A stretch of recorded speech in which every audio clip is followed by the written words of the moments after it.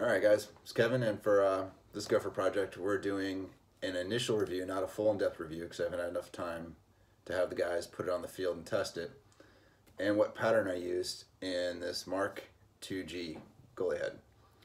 So it's StringKing's first goalie head and just recently released. When I get it, the first few things I thought about was it's extremely light, but at the same time it's not flimsy. It's got a good amount of rigidity to it. I really like that the throat is really close to, it's really a short, small throat. It's got the two locking bolts that are common to most StringKing heads.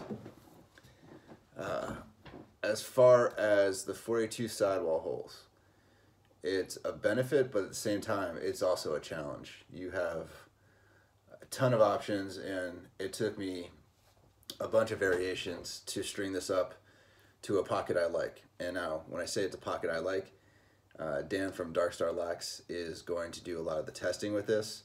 So it's a pocket that he liked. So I bounced a bunch of ideas off him and made several tweaks throughout. But here's how I strung it up. And if we notice any flaws in this while we're doing it, in the full review, I'll show what I changed and why. Before I did this, I looked at the guys that strung up some of the StringKing heads, the goalie heads, and wanted to get an idea just for the first two sidewall holes, just to get an idea on the spacing on that. So I borrowed heavily from them. From then on, it was just trial and error. To start, much like with any goalie head, you want to start right in the middle and work both ways.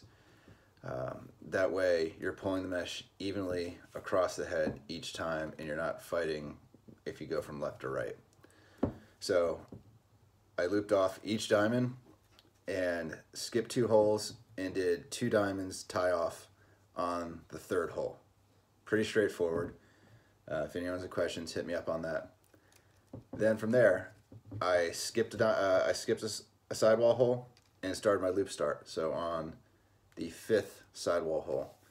But I did not go through the first diamond. I went through the first diamond above it, just again to pull this mesh tight across the top of the head.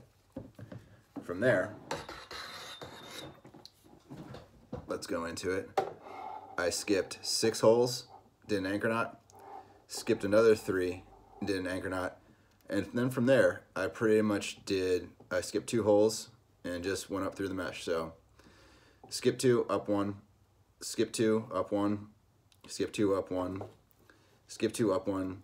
When I got down to here, to the part where you can see where the shooter is, I did a double, and then skip 2 and up 1 down the rest. So I did it singles the entire way and didn't like the depth of the pocket or where it sat.